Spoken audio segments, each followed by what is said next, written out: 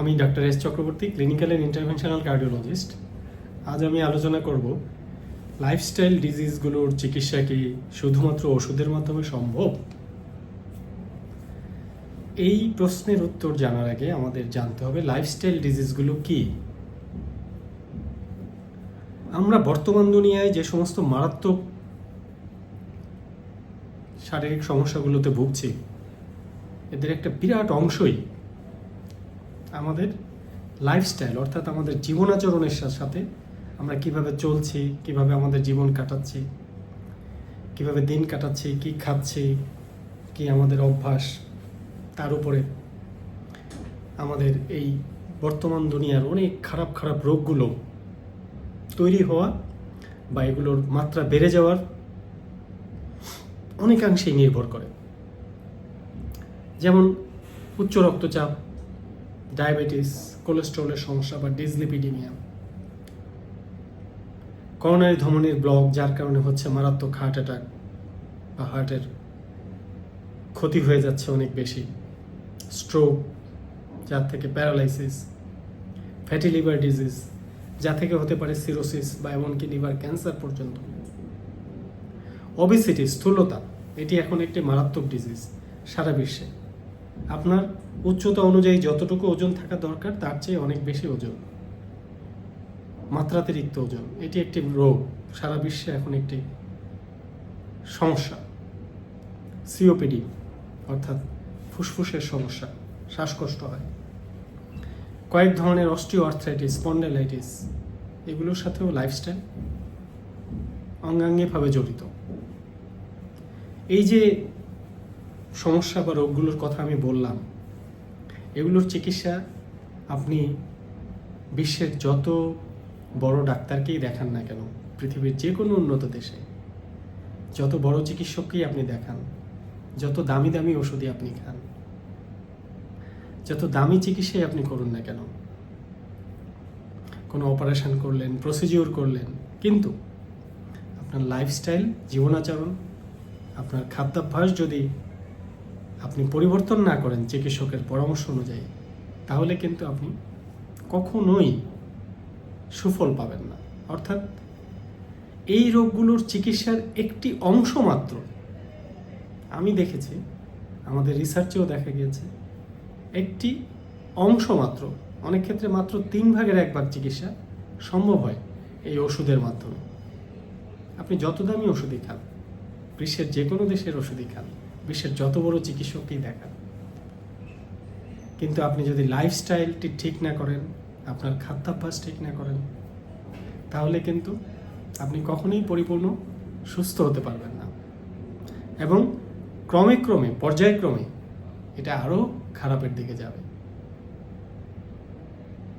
আপনার ওবেসিটি রয়েছে, আপনি যত কোনো ওষুধ খেয়ে কখনোই আপনার এই ওজন আপনি কমাতে পারবেন না যদি খাদ্যাভ্যাস পরিবর্তন না করেন, যদি আপনি নিয়ম করে যথেষ্ট পরিমাণ শারীরিক পরিশ্রম, দৌড়ানো, ব্যায়াম, খেলাধুলা, সাঁতার, এগুলি রুটিন মাফিক শুরু না করেন, তাহলে কোনোভাবেই আপনার ওজন কমবে না।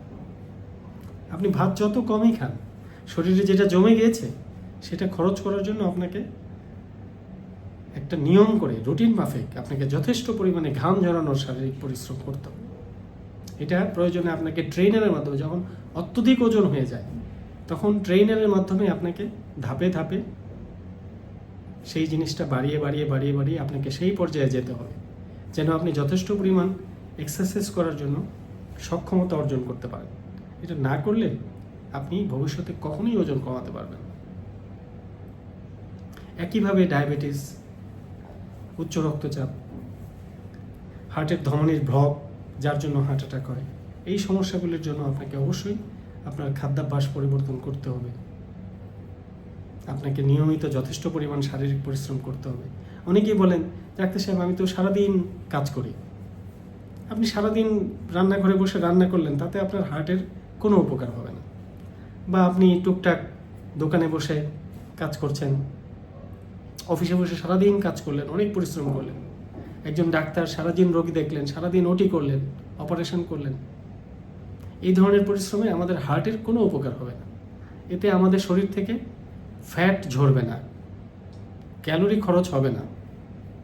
ক্যালোরি খরচ হবে তখনই যখন আপনি এক জায়গা থেকে আরেক জায়গায় আপনার শরীরটাকে স্থান পরিবর্তন করবেন একটা যথেষ্ট গতিতে, এবং একটা নির্দিষ্ট সময় ধরে একটা যথেষ্ট পরিমাণ শক্তি দিয়ে আপনার শরীর থেকে ঘাম ঝরতে হবে বেশ কিছুটা সময় ধরে। হয় আপনাকে সাঁতার কাটতে হবে, নয় সাইকেল চালাতে হবে, নয় দৌড়াতে হবে, ধীরে ধীরে দৌড়ানো, জগিং করতে হবে, অথবা জোরে হাঁটতে হবে, অথবা জিমে গিয়ে কিছু ট্রেনারের দেখানো পরামর্শ অনুযায়ী কিছু ব্যায়াম করতে হবে। বাইরে যাওয়া সম্ভব না হলে ট্রেডমিলে দৌড়াতে হবে। এই ধরনের কাজগুলো না করলে তো আপনার ডায়াবেটিস নিয়ন্ত্রণে থাকবে না, আপনার উচ্চ রক্তচাপ নিয়ন্ত্রণে আসবে না, আপনার হার্টের ধমনির ব্লক একবার চিকিৎসা হয়ে গেলে পরে, সুস্থ হয়ে গেলে পরে আবার নতুন ব্লক তৈরি হবে, আপনার ফ্যাটি লিভার ডিজিজ ভালো হবে না। এই খাদ্যাভ্যাস যে কি মারাত্মক একটা জিনিস। অনেকেই বলেন ডাক্তার সাহেব আমি তো কিছুই খাই না, আমি খুব অল্প একটু ভাত খাই, কিন্তু ভেতরের ইতিহাস খোঁজ নিলে দেখা যায় উনি চিনি দিয়ে চা খান, 2 চামচ চিনির শক্তি 1 প্লেট ভাতের চেয়ে বেশি। ক্যালোরি ভ্যালুটা দেখতে হবে। আপনি যদি ভুলেও একটা কোল্ড ড্রিঙ্কস খেয়ে ফেলেন, একটা কোল্ড ড্রিঙ্কস প্রচুর পরিমাণ চিনি থাকে, খুবই মারাত্মক ক্ষতিকর।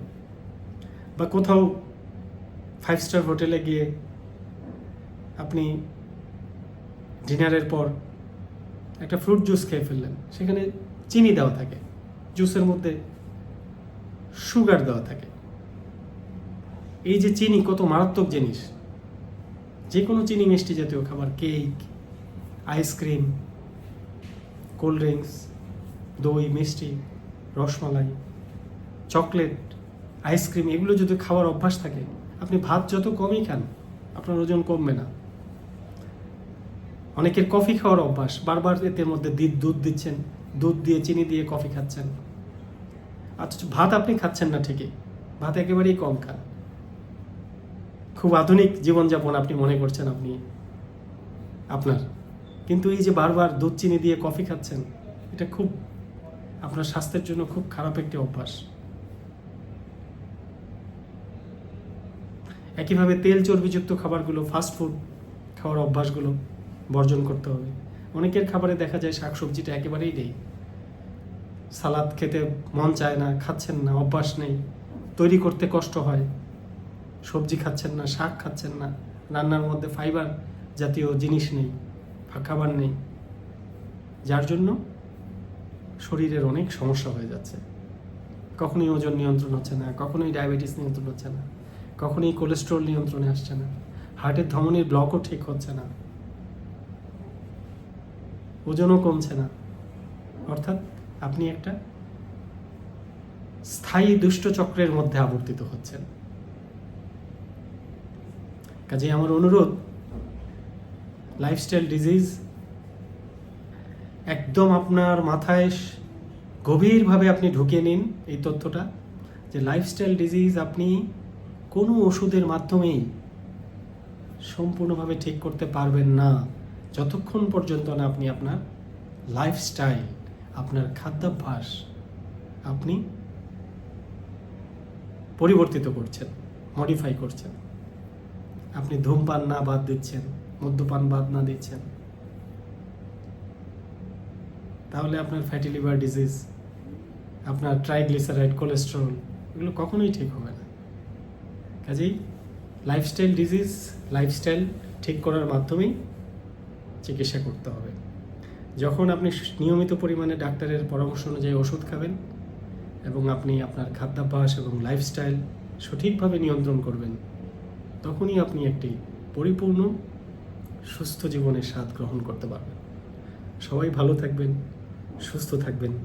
ধন্যবাদ সবাইকে।